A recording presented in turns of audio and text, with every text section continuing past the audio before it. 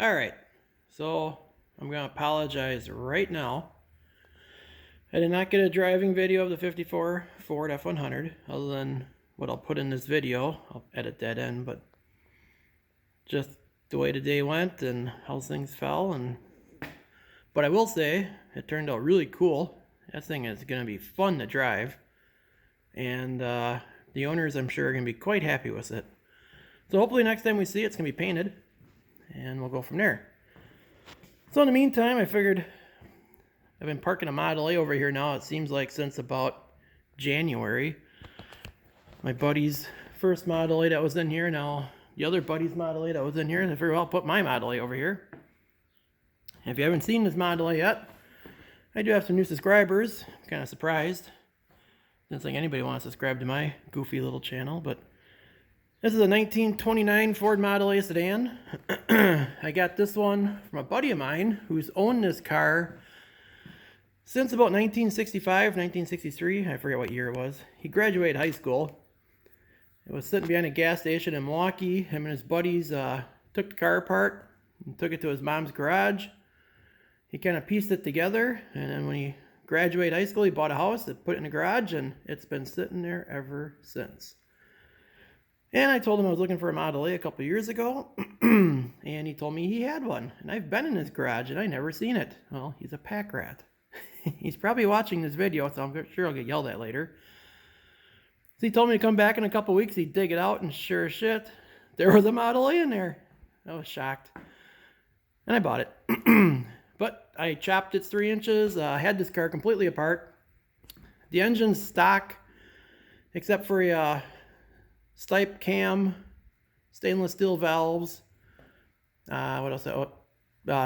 FNS distributor, downdraft intake. I believe it's an Aston. Yep, Aston. And then a Holley carb, one of my headers. Front axle's a 1935, and then I got 40 juice brakes on it. Made my own mounts to put tube shocks on. And that's about it. Rear springs reversed, front springs reversed.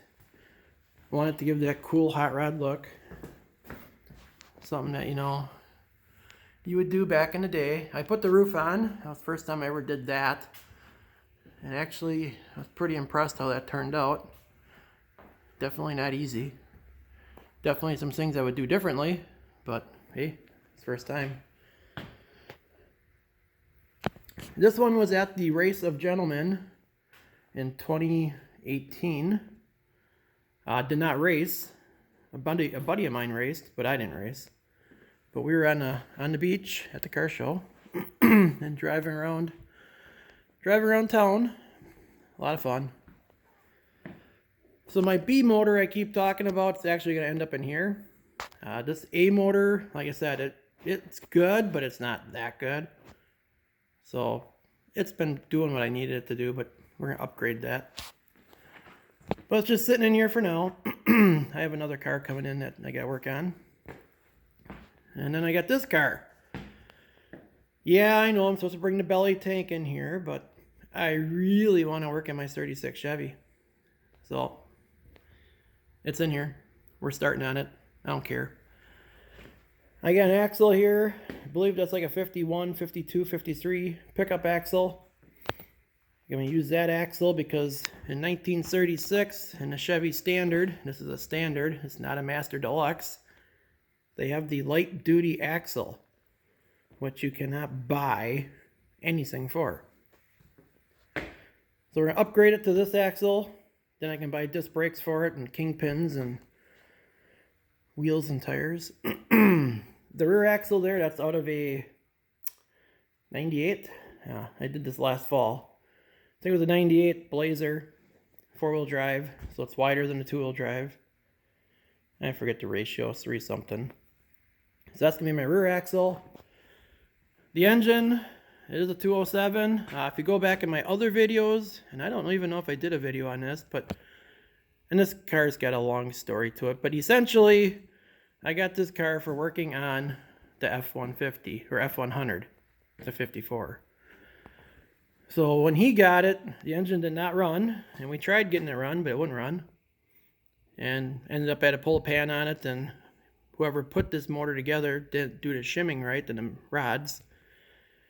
Reshimmed it, got it running. It runs pretty good, but they must have left water in it for years, and I'm pretty sure this car probably was restored back in the early 80s, late 70s, going off the paint and the interior and just some stuff on here. So they let this thing sit with water in it for 30 years. Well, the radiator is so plugged up, you can take the lower radiator hose off, pour water in the top, and nothing comes out for about 10 minutes, and it starts dripping this rusty, boogery shit. Well, that's what the inside of the engine probably looks like too, and it overheats relatively quick if you let it run. So, was never planning on using this engine. We're gonna go to plan B, and you'll figure that out shortly. I'm not gonna say nothing about plan B at the moment.